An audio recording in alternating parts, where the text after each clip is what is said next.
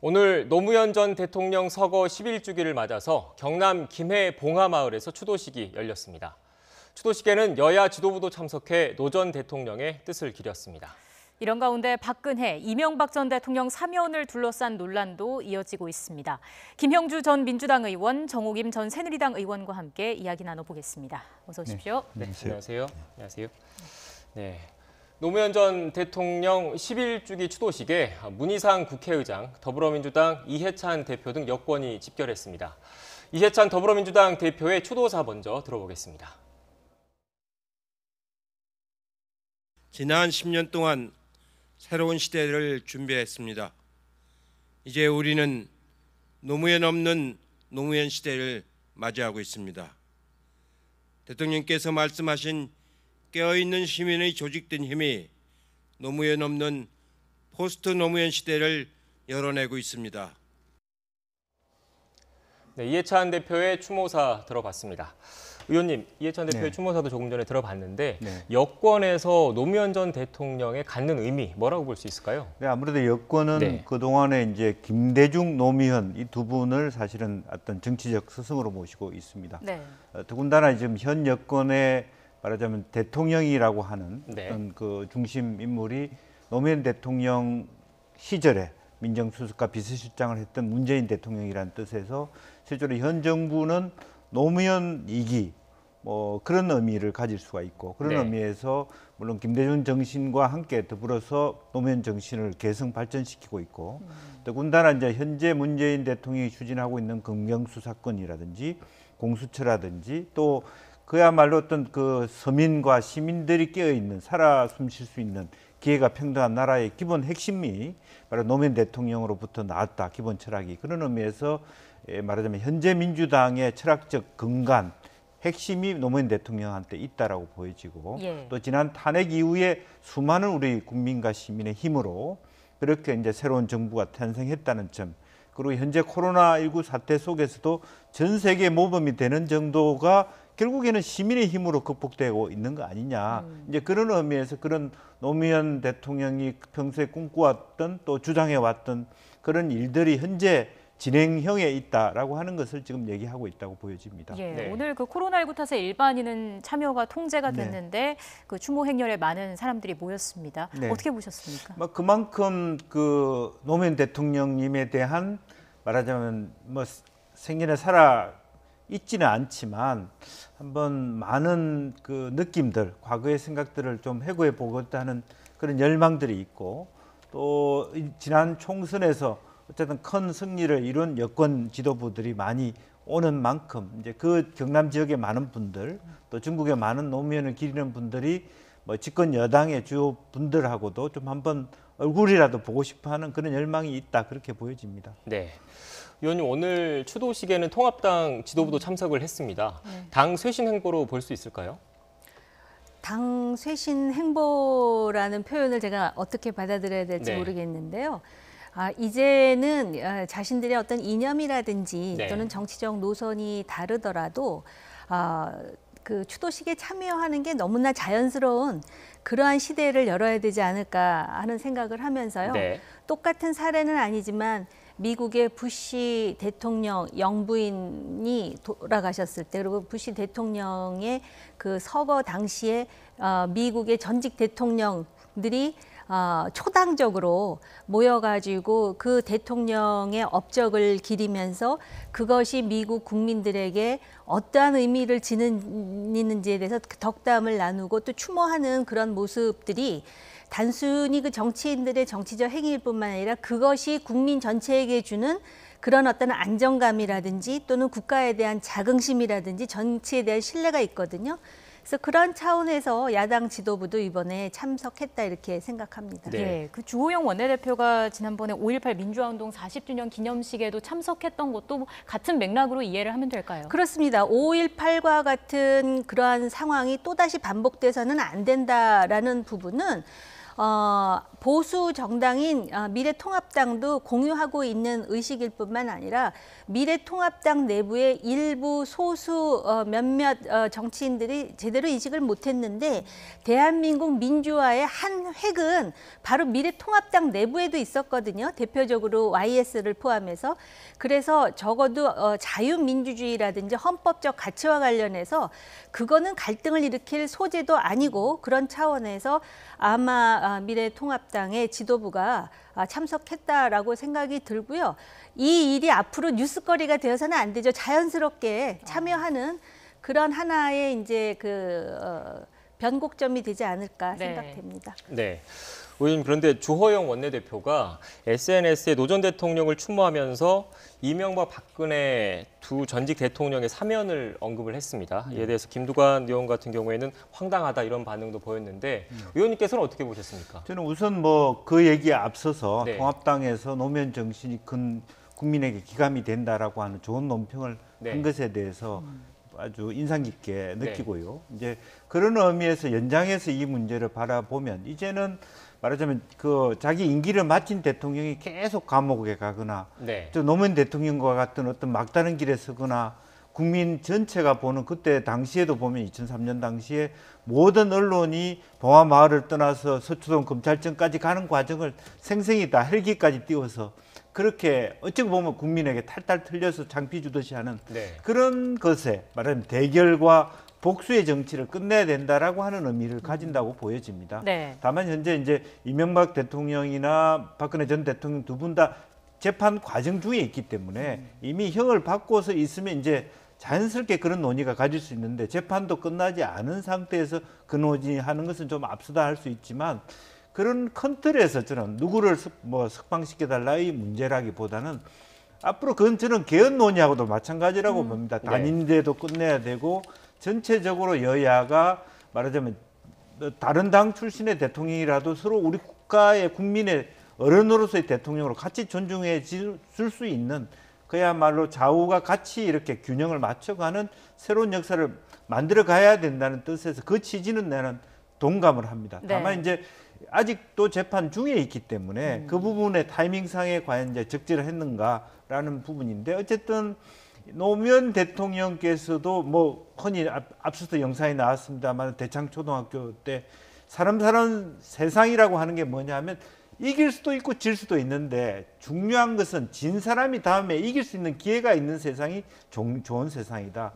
그 말의 뜻은 이번에 우리가 대통령이 되고 다음번에는 다른 사람이 대통령이 될 수 있는데 그것을 다 서로 인내하고 이해하면서 그 다음에 노력해서 또 우리가 정권을 가져올 수 있는 너무 지나치게 죽음으로 몰아넣는 정치 그만하자 그런 뜻을 갖고 있기 때문에 주호영 원내대표의 취지도 그런 뜻에서 좋게 받아들이는 게 좋겠다 그런 생각입니다. 그 주호영 원내대표가 SNS에 노무현 대통령의 불행은 우리 시대의 아픔이다라는 전제로 이제 이러한 이야기를 풀면서 이렇게 대통령들이 예외 없이 불행해지는 이 대통령의 비극이 끝나야 되지 않겠느냐라는 취지에서 이 말이 나왔던 것이고요.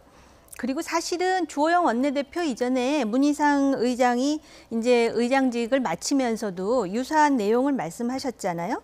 문재인 대통령의 남은 임기 2년간의 국정 운영 방향에 대해서 화두를 던지면서 전직 대통령에 대한 상당한 고민이 있어야 된다. 그리고 가장 중요한 포인트가 아무리 그 적폐청산이라는 초기 의도가 선한 것이라 하더라도 이게 계속되고 이걸 계속 주장하면 역시 정치 보복의 대상이라고 생각하는 세력들의 숫자가 더 늘어날 것이다 이렇게 얘기를 하거든요.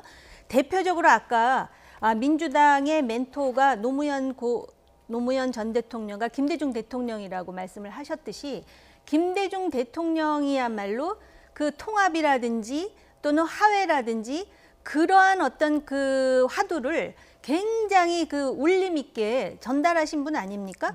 그리고 아까 김 의원님 말씀하셨듯이 노무현 대통령 요번에 이제 그 발언을 아마 이제 그 추도식에서 영상을 틀었는데 반드시 항상 이기는 게 좋은 게 아니다. 겨루기를 해서 진 사람이 다음에 또 이길 수 있는 사회. 이게 굉장히 저는 중요한 부분이라고 생각하고 이긴 사람들은 좀 겸손하고 친구를 격려해야 된다는 말씀을 하거든요. 예. 결국은 노무현 대통령의 정신 중에 분명히 통합이라는 게 있는데 정치인에 따라서 이거를 황당하다고 말하는 사람도 있을 것이고 아 이런 일이 필요하다. 물론 말씀하셨듯이 아직 재판 중이거나 보석 중인 상황이기 때문에 지금 그게 공론화되기에는 시점이 이른지는 모르지만 큰 차원에서 이런 화두를 던진 거는 야당의 원내대표로서 지극히 자연스러운 일이라고 생각을 합니다. 예. 덧붙이고 싶은 말씀 있으신가요? 이제 지금 이 타이밍에 뭐 이게 현재 전직 두 분 대통령의 위치가 어떻다는 것보다는 최근에 들어서 우리 사회가 너무 지나치게 대결적 구도를 갖고 있고 거짓 가짜 뉴스 통해서 그게 정폭되면서 상대방에 대한 정오심, 또 확정성들이 더 골이 깊어지고 있거든요. 그래서 정치권이 빨리 진정한 의미에서의 일반 대중들의 탈이념적 그리고 실제적으로 진정한 통합을 위해서 좀 고민해야 될 때가 아닌가. 21대 국회가 가지고 있는 중요한 과제 중에 하나다 그렇게 봅니다. 네. 의원님 그런데 사면권은 결국 문재인 대통령이 갖고 있는 거지 않습니까? 박지원 민생당 의원 같은 경우에 두 대통령의 재판이 끝나면 문 대통령이 사면을 할 것이다 이런 전망도 내놨는데 문 대통령 어떤 마음이라고 예상하십니까? 이제 뭐 문 대통령이 지극히 네. 상식적이고 또 법률적인 부분이기 때문에 네. 뭐 그러길래 좀 박근혜 대통령도 빨리빨리 재판에 좀 협조해서 빨리 과정을 마쳤어야 되지 않느냐 심지어 네. 그런 생각도 있을 수 있습니다. 본인 스스로가 재판을 딜레이시키고 이제 그런 부분이 있기 때문에 이제는 그 문 대통령께서도 이제 남은 임기 이제 2년을 잘 마무리하는 데 있어서 대통합의 길을 주장하지 않겠나. 네. 왜냐하면 노무현 전 대통령을 모시고 있으면서도 노무현 대통령이 가진 오죽하면 말하자면 아예 큰 대통합을 하자는 제안까지를 한 적이 있지 않습니까? 이제 그런 부분에 대한 공감대가 있을 거라고 보여집니다. 예, 말씀해 주시죠. 그 문희상 의장이 나가시면서 네. 이제 문재인 대통령은 이 전직 대통령과 관련해서 사면을 겁내지 않아도 될 시간이 됐다. 저는 그 겁낸다라는 말의 함의가 무엇인지에 대해서 지금도 곱씹어 보게 되는데요. 네. 그러면서 이 사면과 관련한 판단은 대통령 고유의 권한인데 그분 성격을 미뤄 짐작할 때 아마 못할 것이다라고 하면서도 고민을 하라고 이렇게 이제 제언을 하셨고요. 주호영 대표도 이거 대통령이 할 일이기는 하지만 이 비극을 이제 끝내야 된다라는 차원에서 얘기를 했는데 제가 기억하기로는 그 언론인이 그런 질문을 대통령에게 했었어요. 그랬을 때 김 의원님 말씀하셨듯이 아직 재판이 끝나지 않은 거 아니냐 이렇게 답변을 한 것으로 기억을 하거든요. 그렇기 때문에 일단 재판이 끝나면 아마 공론화가 될 것이고 정말 그 통합이라는 거에 대해서 생각을 한다면 사람 사는 세상, 이 사람 사는 세상은 통합의 세상이라는 건 아주 대한민국에서 좀 절박한 주제라고 저는 생각을 합니다. 네. 네. 자, 이런 가운데 그 11주기 추도식에는 한명숙 전 총리도 참석을 했습니다. 최근 여권 일각에서 불법 정치자금 사건 재조사 요구가 커지고 있어서 한 전 총리가 입장을 내놓을지 관심이 모아졌었는데 네. 강훈식 민주당 수석 대변인이 입장을 전했죠. 사실은 뭐 그것은 입장이라기보다는 이제 본인에 대한 공식적인 뭐 대외적 입장이라기보다는 네. 뭐 그동안에 유명했던 뭐 재판에서도 말씀하신 나는 그렇게 살아오지 않았다는 것처럼 그것에 대한 것은 변함이 없다라고 예. 하는 것인데 이제 그럼에도 불구하고 이게 대법까지 갔던 부분이고 또 한만호 전 회장에 대한 여러 가지 증거라고 하는 것은 이미 사용된 부분이라서 법적인 말하자면 프로세스를 밟을 때 새롭게 전혀 재판 때 나타나지 않았던 새로운 증거를 대지 않을 경우에 이게 재심이라는 게 불가능하다고 보여집니다. 이제 네. 다만 노무현 정신의 핵심 실제로 이제 이해찬, 한명숙 그 두 분이 노무현 대통령 시절에 총리를 하셨던 분이고 어쨌든 우리의 말하자면 뭐 친노 진영, 친문 진영 이렇게 나름대로 뭐 진영이라고 말하기는 어렵습니다만 이 민주당 계열에서 가장 어르신 중에 한 분이에요. 그래서 그런 분이 갖고 있는 어떤 양심적, 윤리적 도덕성을 회복하고 싶어하는 그런 바람이 있다. 네. 이제 그렇게 보여지고요. 이제 그런 의미에서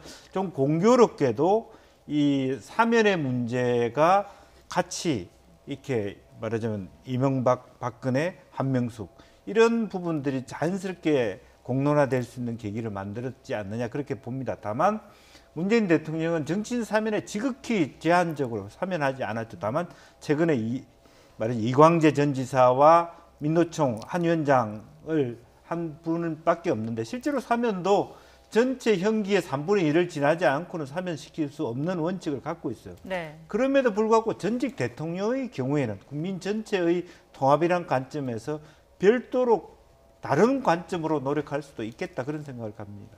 네.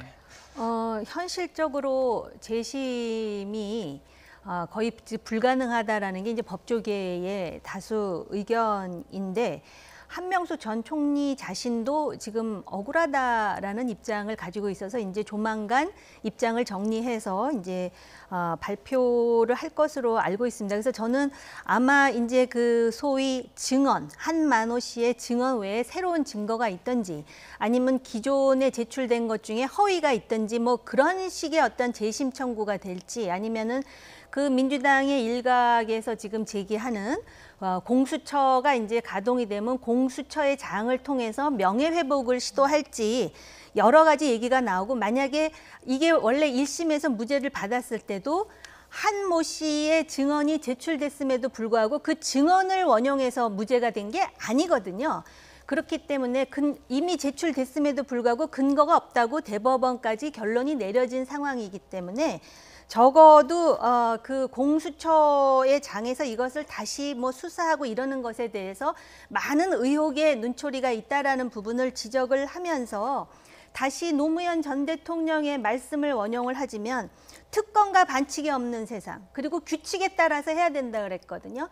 대한민국이 이제 통합되려면 가장 중요한 게 법치이기 때문에 네. 뭔가 억울하면 법과 제도의 틀에 의해서 거기에 준거해서 뭔가 절차를 밟아가기를 지켜보겠습니다. 네, 통합당 얘기 한 번 더 여쭤보도록 하겠습니다. 결국 김종인 비대위 체제를 선택했는데 최선의 대안이었습니까?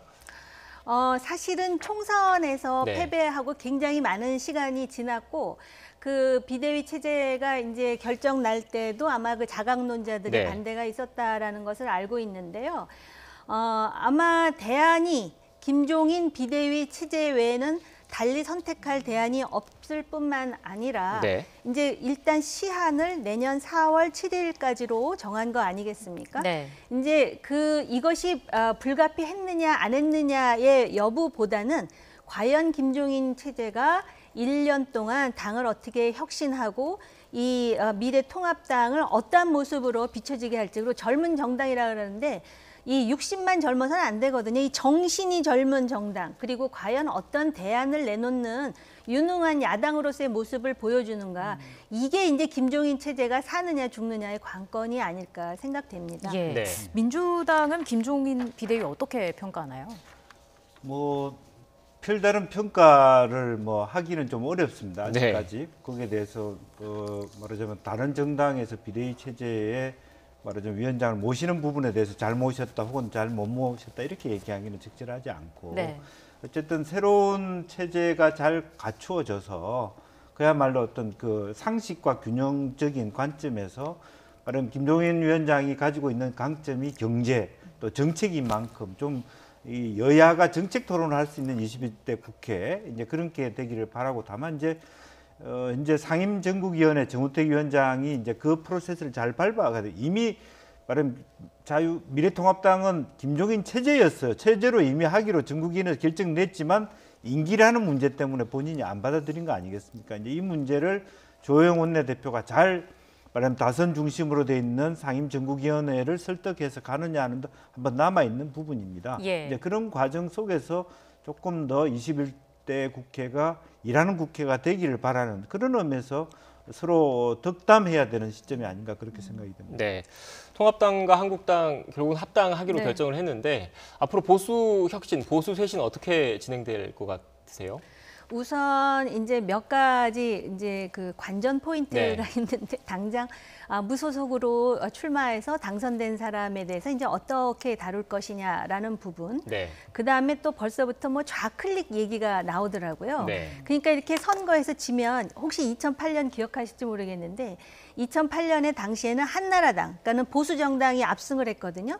그랬더니 여론조사를 해보면 국민의 다수가 보수라고 답변을 하거든요. 그러니까 이런 거에 민감한 정치인들이 자신들이 총선에서 패배한 게 좌클릭을 안 해서 패배했다고 지금 저는 잘못 생각하고 있다라고 보여지거든요. 네. 보수와 진보는 양 날개로서 균형을 잡고 같이 가야 되는 것이고 네. 자신들의 내부에 문제가 있는 거를 지금 자신들이 추구하는 가치가 잘못됐다라고 하는 게 우선 잘못된 것이고요.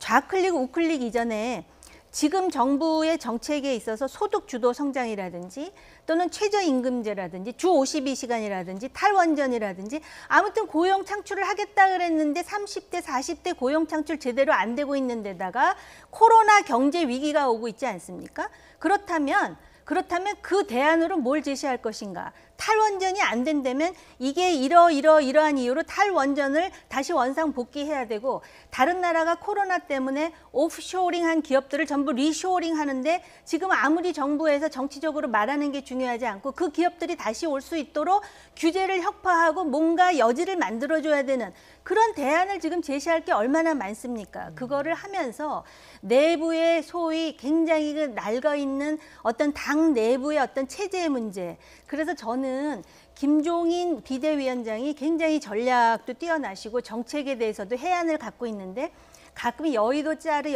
그러잖아요. 그런데 사실은 당내의 의사 절차를 민주적으로 하는 것도 개혁의 하나이거든요. 짜르가 좋은 말이 아닌데 우리나라에서는 짜르라는 말을 아주 쉽게 쓰는데 네. 여의도 짜르가 의회주의자 그리고 민주적 의사 절차에 의해서 젊은 사람들을 많이 수혈하고 당의 의식과 당의 행동이 젊어졌다라는 그런 모습을 보이는 방향으로 해야 혁신됐다 그러죠. 그렇지 않으면 혁신 소리 듣기 쉽지 않고 오히려 관심에서 멀어져가는 야당이 되어버릴 수가 있습니다. 어떻게 보면 더 무서운 게 욕을 먹는 게 낫지 관심에서 멀어지게 되면 이건 당으로서의 존재 가치가 없어지는 거거든요. 네. 자, 주제를 조금 바꿔보겠습니다. 윤미향 더불어민주당 당선인 얘기도 좀 해볼 텐데요. 지금 검찰이 강제 수사에 나서면서 수사의 속도가 붙고 있는 상황입니다. 네. 지금 민주당은 계속해서 조사 결과를 지켜보자 이런 입장인 거죠. 이제 지금까지 입장은 그런 부분입니다만 예. 네. 최근에 들어서 김영춘 의원이라든지 또 그 여차의 다른 의원들의 입장들이 좀 빨리 당도 조사해서 먼저 선제적 결정을 내리자 이런 입장들이 나 있기 때문에 아마 처음보다는 조금 더 이렇게 유동성을 넓히면서 또 한편으로 보면 하나하나 초창기에는 말하자면 회계의 부실이라고만 생각했는데 이제는 윤미향 당선자 개인의 계좌도 네. 4개나 나왔고 여러 가지 어떤 뭐 안성에 있는 뭐 치유집 문제도 그렇고 여러 가지 뭐 자녀 유학 문제도 그렇고 그 후보자 개인이 갖고 있는 흠결도 빨리 밝혀야 될 부분들이 밝혀지지 않는 게 상당히 있고요. 또 하나는 소위 말하는 어떤 위안부 할머니들의 운동의 원조라고 하는 분들이 다 말하자면 윤미향 당선인에 대해서 굉장히 비판적인 입장을 취하고 있단 말입니다. 네. 이것이 굉장히 당이 보는 관점에서도 굉장히 난감할 정도의 어려운 처지이기 때문에 그전과 다르게 다만 그전의 입장은 이미 국민들에게 뽑힌 아무리 비례대표지만 그래도 당선인을 특별하게 말하자면 사실관계 확인도 없이 여론이 그렇다고 해서 몇몇 사람의 비판에 이렇게 쫓아낼 수 있느냐 하는 부분이 있었거든요. 이제 그런 면에서 지금은 그때하고 좀 입장이 달라졌다라고 하는 것이 분명히 하나 있고요. 또 실질적으로 그렇게 해야 될 타이밍입니다. 왜냐하면 5월 30일 되면 의원이 되면 그때부터는 어렵기 때문에 그런 부분이 또 하나 있고 또 하나는 지금 제가 뭐 시간이 쫓기면서도 당에서 조금 중심을 잡아가려고 하는 것이 제명할 경우에는 윤미향 당선자를 살려주는 꼴이 됩니다. 어떤 면에서는 오히려 본인을 설득해서 국회의원이 되는 것을 그만두게 하는 것이 진정한 의미에서의 해법이지 당에서 빨리 제명시키면 사실은 무소속으로 국회의원을 다 하는 거거든요. 그렇죠. 그때 돼서 누구도 그걸 브레이크를 걸 수 없는 부분에 고민이 한자락이 있다는 말씀을 드리고자 합니다. 네. 이런 가운데 정의당도 좀 결이 다른 입장을 발표를 좀 했습니다. 더불어민주당이 계속 뒷짐을 지고 있는 건 국민들이 납득하기 어렵다 이런 입장을 밝혔는데 심상정 대표의 발언 먼저 들어보고 오겠습니다. 네, 잠시만요.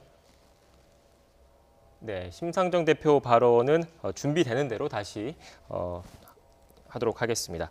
의원님께서는 어떻게 이번 사태 보고 계십니까? 우선 그 정대협 그리고 정의연의 그 설립 취지라든지 그동안에 그 위안부 할머니들을 위해서 한 기여라든지 역할 그거는 계속 돼야 됩니다. 그걸 문제 삼는 게 아니거든요. 이거를 분리해서 생각해야 되는데 민주당이 왜 책임 있는 여당으로서 그게 안 되는지 저는 조금 의아하고요.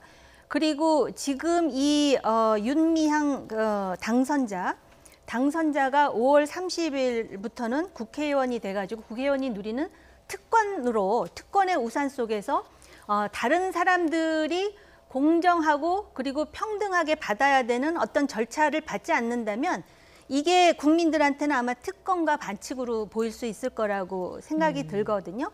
그리고 윤미향 당선자 그리고 현재 정의연에서 있었던 회계 불투명이라든지 또는 그 왜 후원금을 자신의 개인 계좌로 받고 또는 뭐 그 집과 관련한 재택과 관련해서 그런 불투명한 부분에 대해서 문제 제기하는 것이 어떻게 친일 토착 외구의 준동이라는 것인지 이런 부분에 대해서는 민주당이 이번에 상당히 그 실수한 게 아닌가. 다수당의 어떤 그런 오만처럼 보여질 수가 있기 때문에 정의당도 문제 제기를 확실히 하는 거라고 생각이 들고요. 네. 그다음에 오늘인가 그 당 대표 연설에서 이해찬 대표 연설에서 검은 그림자가 어른거린다. 근데 그 검은 그림자는 이러한 윤미향이라든지 또는 그 이전에 양정숙 당선자 있지 않습니까?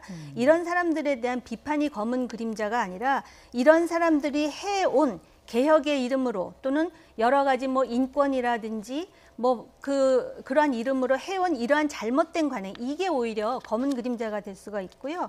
그다음에 정 안 되면 제명이라도 해야 되는데 과연 사퇴를 유도하려고 지금 제명을 안 시키는 걸까? 그렇게 생각하고 싶어도 이전에 그 부동산 관련해서 물의를 일으켰던 양정숙 당선자의 경우는 그렇게 비판하면서 제명부터 결의하지 않았습니까? 그래서 저는 그 형평성에 대해서 좀 의심이 됩니다. 예. 네, 심상정 대표 그 녹취를 준비를 하려고 했는데 관련된 그래픽 아까 전에 거 좀 다시 한번 보여주시겠습니까? 내용을 그래픽으로 설명을 드리겠습니다. 네. 네. 지금 민주당 입장과 좀 결이 다른데 심상정 대표 같은 경우에 윤미향 당선자의 해명 과정에서 여러 차례 사실관계 번복이 있었고 그래서 설득력을 갖기 어렵게 됐기 때문에 민주당이 계속 뒷짐을 지고 있는 것은 국민들이 납득하기 어려울 것이다. 이런 입장을 표명을 했습니다. 네. 어떻게 보십니까? 이제 그래서 기본적으로 조국 장관 사태 네. 때 실제로 정의당 입장을 조국 장관에 대한 결정권이 대통령에 있다 이런 식으로 논의해서 당내 논란들이 많이 있었고 네. 지난 총선 때도 그런 것이 당에 좀 부정적인 결과를 낳았다는 그런 것이 반영된 코멘트가 아닌가 그렇게 보여지고요. 또 그런 앞에 뭐 조국 장관 연관을 떠나서라도 실제로 정의당 입장에서는 그런 어떤 말하자면 사실관계 중심에서 후보자 검증에 대한 비판적 입장을 가하는 것이 맞다는 뭐 그런 입장들이 명쾌하게 나와야 된다고 보여집니다. 네, 월요일 날 이용수 할머니 기자회견이 네. 예정돼 있거든요. 기자회견 이후에 윤미향 당선인 관련된 사태 어떻게 바뀔 거로 보십니까? 지금 이용수 할머니의 의지를 봐서는 네. 이용수 할머니가 애초에 제기하신 속을 만큼 속았고 이용당할 만큼 이용당했고 이용수 할머니가 말씀하시는 거는 일단 위안부 할머니들을 위해서 쓰여지지 않았을 뿐만 아니라 그 운동 방향도 왜 그 초중고등학생 그 어린 학생이 용돈을 이렇게 해가지고 할머니들을 위해서 소위 이제 기부를 하는데 증오 10만 양산하느냐 오히려 한일 청년들의 화해를 유도하면서 일제 치하에서 일본의 제국주의가 위안부 할머니들을 향해서 어떤 나쁜 짓을 했는지를 정확하게 객관적으로 설명하는 그러한 장이 돼야 된다. 저는 어떻게 보면 그게 제대로 된 운동 방향이라고 생각하고요. 네. 그 궤를 그대로 유지하시지 않을까라고 생각을 하고요. 만에 하나 할머니께서 인간적으로 윤미향 당선자를 용서하신다는 것을 가정하더라도 그거는 할머니의 인간적인 용서이고 이것이 위법성이 만약에 확인이 되면 그거는 의법 절차를 밟는 것이 이것이 인간이 사는 세상이고 사람 사는 세상이고 이것이 개혁된 대한민국이라고 저는 개인적으로 생각합니다. 예. 뭐 기본적으로 그 용수 할머니께서도 법적인 문제는 법적인 대로 해야 네. 된다라고 하는 거고 더 핵심적으로는 말하자면 이 운동의 원로들이 갖고 있는 윤미향 당선자에 대한 시선이 굉장히 싸늘한 것 같아요. 그것은 기본적으로 전체 돈을 모금한 것에 대한 반대 또 혹은 이 운동이 정치권에 정치권과 연결되는 데 대한 반대, 네. 근본적인 그런 말하자면 초심으로 돌아가는 데 있어서 윤미향 당선자가 지금 어디에 서 있느냐 그런 문제의식 같고요. 그래서 일을 제대로 했느냐의 문제, 돈을 깨끗이 썼느냐의 문제 둘 다 지금 윤미향 당선자에게 문제가 있습니다. 10억을 받아 쓰는 방식에도 문제가 있고 어떻게 썼는지에 대한 투명한 회계에도 문제가 있기 때문에 과연 이런 분을 모시고 국회의원으로 우리가 국민의 대표를 할 수 있느냐에 대한 여론이 결코 좋을 수 없다. 그렇게 생각이 드는 거죠. 네, 알겠습니다. 지금까지 김형주 전 민주당 의원, 정호김 전 새누리당 의원과 함께 이야기 나눠봤습니다. 오늘 말씀 고맙습니다.